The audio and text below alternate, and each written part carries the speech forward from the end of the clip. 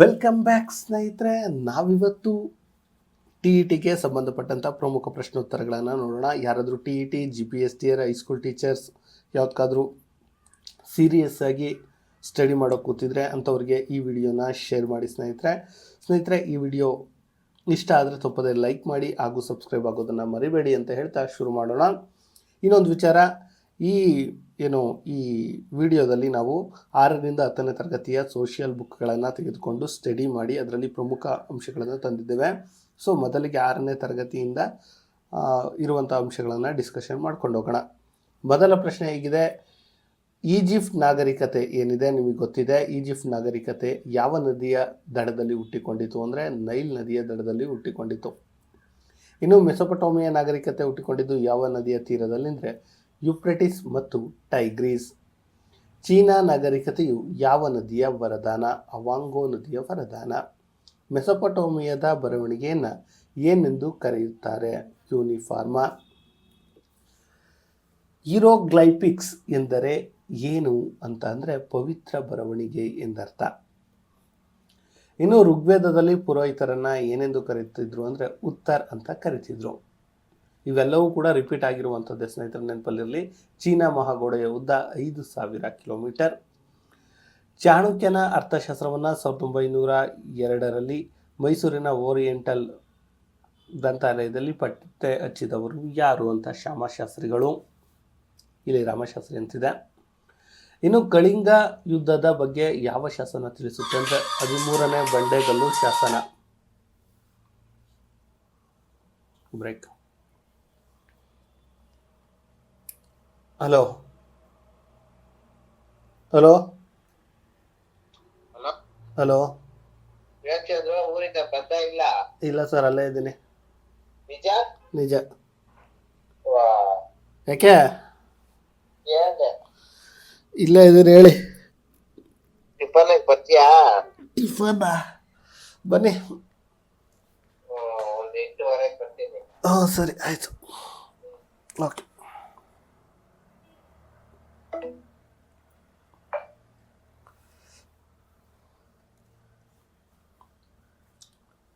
Okay, retake. Kalinga ಯುದ್ಧದ ಬಗ್ಗೆ ಯಾವ ಶಾಸನ ತಿಳಿಸುತ್ತೆ ಅಂದರೆ 13ನೇ ಬಂಡೆಗಲ್ಲು ಶಾಸನ. ಹಾಗೂ ಅಶೋಕನು ಕರ್ನಾಟಕಕ್ಕೆ ಧರ್ಮ ಪ್ರಚಾರಕ್ಕೆ ಕಳುಹಿಸಿದ್ದು ಯಾರನ್ನ ಅಂದರೆ ಬನವಾಸಿಗೆ ರಕ್ಷಿತ, ಮೈಸೂರಿಗೆ ಮಹದೇವ. ಇನ್ನು 3ನೇ ಮಹಾಯುದ್ಧವನ್ನು ಯಾರ ಆಳ್ವಿಕೆಯಲ್ಲಿ ನಡೀತು ಅಂದರೆ 200 ಅಶೋಕನ ಆಳ್ವಿಕೆಯಲ್ಲಿ. ಅಶೋಕನ ಶಾಸನವನ್ನು ಮೊದಲು ಓದಿದ್ದು ಯಾರು ಅಂದರೆ ಜೇಮ್ಸ್ ಪ್ರಿನ್ಸೆಪ್. ಕರ್ನಾಟಕದ ರಾಯಚೂರಿನ ಬಳಿ ಅಶೋಕನ ಶಾಸನ ಪತ್ತೆ ಮಾಡಿದವರು ಯಾರು ಅಂದರೆ ಚಾರ್ಲ್ಸ್ ಬಿಡನ್. ಕುಶಾಣ ವಂಶದ ಸ್ಥಾಪಕ ಯಾರು? ಕುಜಲ ಕಡ್ಫಿನಸ್. 4ನೇ ಬೌದ್ಧ ಧರ್ಮ ಸಮ್ಮೇಳನವನ್ನು ಕಾನಿಷ್ಕ ಆಯೋಜನೆ ಮಾಡ್ತಾನೆ. 3ನೇದು ಅಶೋಕ, 4ನೇದು ಕಾನಿಷ್ಕ. ಗುಪ್ತ ಸಾಮ್ರಾಜ್ಯದ ಸ್ಥಾಪಕ ಯಾರು ಅಂದರೆ ಶ್ರೀಗುಪ್ತ. ವರ್ಧನ ವಂಶದ ಸ್ಥಾಪಕ ಬಂದು ಪುಷ್ಯಭೂತಿ. ಕರ್ನಾಟಕದಲ್ಲಿ ದೊರೆತ ಪ್ರಥಮ ಸಂಸ್ಕೃತ ಶಾಸನ ತಾಳಗುಂದ ಶಾಸನ. ಗಂಗಾ ವಂಶದ ಸ್ಥಾಪಕ ದಡಿಗ. ಇಮ್ಮಡಿ ಪುಲಕೇಶಿಯನ್ನು ಸೋಲಿಸಿದ ಪಲ್ಲವರ ದೊರೆ 1ನೇ ನರಸಿಂಹವರ್ಮ. ನಳಚಂಪು ರಚನೆ ಮಾಡಿದವನು ತ್ರಿವಿಕ್ರಮ. ಎಲ್ಲೋರದ ಕೈಲಾಸನಾಥ ದೇವಾಲಯವನ್ನು ನಿರ್ಮಿಸಿದವನು 1ನೇ ಕೃಷ್ಣ. 100 ಅಡಿ ಎತ್ತರ ಅಂದರೆ 226 ಅಡಿ ಉದ್ದ, 154 ಅಡಿ ಅಗಲ ಇರುವಂಥದ್ದು. ಕಲ್ಯಾಣಿ ಚಾಲುಕ್ಯರ ವಂಶದ ಸ್ಥಾಪಕ ತೈಲಪ. 1076ರಲ್ಲಿ ಚಾಳುಕ್ಯ ವಿಕ್ರಮಶಿಕೆಯನ್ನು ಆರಂಭಿಸಿದನು ಯಾರು ಅಂತ ಅಂದರೆ ಗೊತ್ತಿರಲಿ ನಿಮಗೆ, 6ನೇ ವಿಕ್ರಮಾದಿತ್ಯ. ಯಾರು? 6ನೇ ವಿಕ್ರಮಾದಿತ್ಯ. ಇನ್ನು ಅನುಭವ ಮಂಟಪವನ್ನು ನಿರ್ಮಿಸಿದವರು ಯಾರು ಅಂದರೆ ನಿಮ್ಗೆ ಗೊತ್ತಿದೆ. ಎಷ್ಟರಲ್ಲಿ ಸ್ಥಾಪನೆ ಮಾಡಿದ್ರು ಅಂದರೆ 1162 ಬಸವಣ್ಣ. ಯಾರ ಕಾಲದಲ್ಲಿ ಅರಸನಿಗೆ ಗರುಡ ಎನ್ನುವಂಥ ಒಂದು ಅಂಗರಕ್ಷಕ ಇತ್ತು? ಚೋಳರಿಗೆ ಇತ್ತು, ಮತ್ತೊಬ್ಬರಿಗಿತ್ತು. ಅದು ಯಾರು ಅಂತ ಕಾಮೆಂಟ್ ಮಾಡಿ. ಗರುಡ ಎನ್ನುವ ಅಂಗರಕ್ಷಕ ದಳದ ವಿಶೇಷ ಅಂದರೆ ಅದು ರಾಜನ ಮರಣದ ನಂತರ ಅವರು ಕೂಡ ಪ್ರಾಣ ತ್ಯಾಗವನ್ನು ಮಾಡ್ತಿದ್ರು. ಇನ್ನು ಜೀಸಸ್ 30ನೇ ವಯಸ್ಸಿನಲ್ಲಿ ಯಾರ ಪ್ರಭಾವಕ್ಕೆ ಒಳಗಾದನು ಅಂದರೆ ನಿಮಗೆ ಗೊತ್ತಿರಬೇಕಾಗುತ್ತೆ. ಯಾರ ಪ್ರಭಾವಕ್ಕೆ ಅಂದರೆ ಜಾನ್ ಬ್ಯಾಪ್ಟಿಸ್ಟರ ಪ್ರಭಾವಕ್ಕೆ. ಜೀಸಸನು ಯಾವ ಬೆಟ್ಟದಲ್ಲಿ ಶಿಲೆಬೆಗೆ ಏರಿದನು, ಗೋಲ್ಕತಾ. ಇದೆಲ್ಲವೂ ಕೂಡ ನಿಮಗೆ 6ರಿಂದ 10ನೇ ತರಗತಿ ಪುಸ್ತಕದಲ್ಲಿದೆ, ಆದರೆ ಅದನ್ನು ಪಾಯಿಂಟ್ ವೈಸ್ ಮಾಡಿ ನಿಮ್ಮ ಮುಂದೆ ತರ್ತಾ ಇದ್ದೇನೆ. ಸೊ ಇಷ್ಟ ಆದರೆ ಲೈಕನ್ನು ಮಾಡಿ. ಯೇಸುವಿನ ಶಿಷ್ಯರನ್ನು ಏನೆಂದು ಕರಿತಿದ್ರು? ಅಪೋಸಲ್ಸ್, ಅಂದರೆ 12 ಶಿಷ್ಯರು ಎಂದು ಕರಿತಿದ್ರು. ಬೈಬಲ್ನಲ್ಲಿ 2 ಭಾಗಗಳು, ಓಲ್ಡ್ ಟೆಸ್ಟ್ಮೆಂಟ್, ನ್ಯೂ ಟೆಸ್ಟ್ಮೆಂಟ್ ಅಂತಿತ್ತು. ಇನ್ನು ಬೈಬಲ್ ಯಾವ ಭಾಷೆಯಲ್ಲಿ ರಚಿತವಾಗಿದೆ ಅಂದರೆ ಇಬ್ರೂ ಭಾಷೆಯಲ್ಲಿ ಬೈಬಲ್ಲು. 1ನೇ ಜೇಮ್ಸ್ನ ಕಾಲದಲ್ಲಿ ಇಂಗ್ಲೀಷ್ಗೆ ಅನುವಾದ ಆಗಿತ್ತು.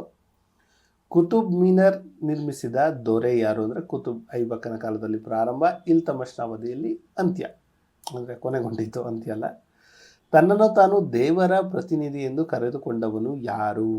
ಗಿಯಾಜುದ್ದೀನ್ ಬಲ್ಬನ್. 40 ಸರದಾರರ ಒಕ್ಕೂಟವನ್ನು ರಚಿಸಿದವನು ಯಾರು ಅಂದರೆ ಇಲ್ತಮಶ್. ಅಲ್ಲಾವುದ್ದೀನ್ ಖಿಲ್ಜಿಯು ಕೈಗೊಂಡ ಮಾರುಕಟ್ಟೆಯ ಸುಧಾರಣೆಗಳು ಏನಂದರೆ ಮದ್ಯಪಾನ ಮಾಡುವಂತಿಲ್ಲ, ಮಾದಕ ವಸ್ತುಗಳ ಮಾರಾಟ, ಪಗಡಾಟಗಳನ್ನು ನಿಷೇಧಿಸಿದ್ದ. ಮೊಹಮ್ಮದ್ ಬಿನ್ ತುಘಲಕ್ ಜಾರಿಗೆ ತಂದ ನಾಣ್ಯಗಳು ದಿನಾರ ಬಂಗಾರದ ನಾಣ್ಯ, ಅದಲ್ಲಿ ಬೆಳ್ಳಿ ನಾಣ್ಯ. ಕಿತಾಬುಲ್ ಹಿಂದ್ ಕೃತಿಯನ್ನು ರಚಿಸಿದವನು ಅಲ್ ಬಿರೋನಿ. ವಿಜಯನಗರ ಸಾಮ್ರಾಜ್ಯದ ಸ್ಥಾಪನೆಯಾದ ವರ್ಷ 1336. ಇದನ್ನಂತೂ ಮರಿಬೇಡಿ, ಯಾಕಂದರೆ ಹಿಂದೂ ಧರ್ಮದ ಸ್ಥಾಪನೆ ಆವಾಗಿನಿಂದಲೇ ಆರಂಭವಾಗಿ, ಅಂದರೆ ಭದ್ರತೆ ಹೆಚ್ಚಾಗಿದ್ದು, ಅಂದರೆ ಇಡೀ ದೇಶದಲ್ಲೇ ಮುಸ್ಲಿಂ ಆಡಳಿತ ಇದ್ದಾಗ ಹಿಂದೂ ಧರ್ಮಕ್ಕಾಗಿ ಹೋರಾಡಿದ್ದು ವಿಜಯನಗರ. ವಿಜಯನಗರ ಸ್ಥಾಪಕರು ಯಾರು ಅಂದರೆ ಹರಿಹರ ಬುಕ್ಕ. ಮಧುರಾ ವಿಜಯಂ ಬರೆದವರು ಗಂಗಾದೇವಿ. ಮಧುರಾ ವಿಜಯಂ ಬರೆದಿದ್ದು. ಗಜಬೆಂಟೆಗಾರ ಎಂದು ಬಿರುದನ್ನು ಹೊಂದಿದವರು 2ನೇ ದೇವರಾಯ ಅಥವಾ ಪ್ರೌಢದೇವರಾಯ. ಗಜಬೆಂಟೆಗಾರ, ಯೋಚನೆ ಮಾಡಿ. ಶ್ರೀಕೃಷ್ಣ ದೇವರಾಯನ ಆಸ್ಥಾನಕ್ಕೆ ಭೇಟಿ ನೀಡಿದ ಯಾತ್ರಿ ಬಾರ್ಬೋಜಾ. 1ನೇ ಹರಿಹರನ ಆಸ್ಥಾನಕ್ಕೆ ಭೇಟಿ ನೀಡಿದ ವಿದೇಶಿಗ ಇಬನ್ ಬತುತಾ.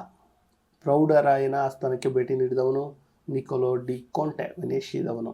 2ನೇ ದೇವರಾಯನ ಆಸ್ಥಾನದಲ್ಲಿ ವರದಿಗಾರಳಾಗಿದ್ದ ವರದಿಗಾರ್ತಿ ವನ್ನಮ್ಮ. ಆಗಲೇ ರಿಪೋರ್ಟಿಂಗ್ ಇತ್ತು. ವಿಜಯನಗರದಲ್ಲಿ ಖ್ಯಾತ ಕುಸ್ತಿಪಟು ಯಾರು ಅಂದರೆ ಹರಿಯಕ್ಕ, ಇವಳು ಕುಸ್ತಿಪಟು. ಇನ್ನು ಮಹಾನವಮಿ ದಿಬ್ಬವನ್ನು ಯಾರು ನಿರ್ಮಿಸಿದ್ರು ಅಂದರೆ ಕೃಷ್ಣದೇವರಾಯ. ಬಹುಮನಿ ಸಾಮ್ರಾಜ್ಯ ನೋಡಿ 1347ರಲ್ಲಿ ಸ್ಥಾಪನೆ ಆಯಿತು. ಅಂದರೆ ಯಾವುದು ವಿಜಯನಗರ 36, ಅದಾದ 11 ವರ್ಷಕ್ಕೆ ಬಹುಮನಿ ಸಾಮ್ರಾಜ್ಯ. ಇವರು ಕೂಡ ತನ್ನದೇ ಆದ ಪ್ರಭಾವವನ್ನು ಇತಿಹಾಸದಲ್ಲಿ ಬೀರ್ತಾರೆ. ಗುಲ್ಬರ್ಗದಿಂದ ಬಿಜಾಪುರಕ್ಕೆ ರಾಜಧಾನಿ ವರ್ಗಾಯಿಸಿದವನು ಶಿಹಾಬುದ್ದೀನ್ ಅಹ್ಮದ್.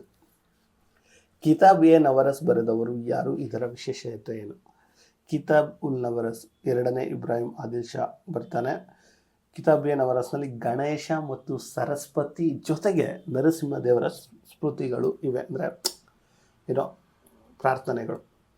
ಬಹುಮನಿ ಸುಲ್ತಾನರ ಮಂತ್ರಿಮಂಡಲಕ್ಕೆ ಏನಂತ ಕರಿತಾ ಇದ್ರು ಅಂದರೆ ಮಜ್ಲಿಸ್ ಇ ಇಲ್ವಿತ್ ಅಂತ ಕರಿತಾ ಇದ್ರು. ಬೀದರ್ನಲ್ಲಿ ಮದರಸವನ್ನು ಕಟ್ಟಿಸಿದವನು ಮೊಹಮ್ಮದ್ ಗವನ್. ಇನ್ನು ಬಿಜಾಪುರದ ಗೋಲ್ ಗುಂಬಾಜ್ ನಿರ್ಮಿಸಿದವರು ಯಾರು ಅಂದರೆ ಮೊಹಮ್ಮದ್ ಆದಿಲ್ ಶಾಹಿ. ದಮ್ ಎನ್ನುವಂಥ ನಾಣ್ಯವನ್ನು ಜಾರಿಗೆ ತಂದವರು ಶೇರ್ ಶಾ. ಮೊದಲ ಬಾರಿಗೆ ಪಾಣಿಪಟ್ ಕದನ ಯಾರ ನಡುವೆ ನಡೆಯಿತು? ಮೊದಲ ಪಾಣಿಪಟ್ ಕದನ ನಿಮಗೆ ಗೊತ್ತಿರಲಿ, 1526 ಬಾಬರ್ ಮತ್ತು ಸಿಕಂದರ್ ಲೋಧಿ. 2ನೇ ಪಾಣಿಪತ್ ಕದನ ಯಾರ ನಡುವೆ? 1556 ಯಮ ಮತ್ತು ಅಕ್ಬರ್ ನಡುವೆ.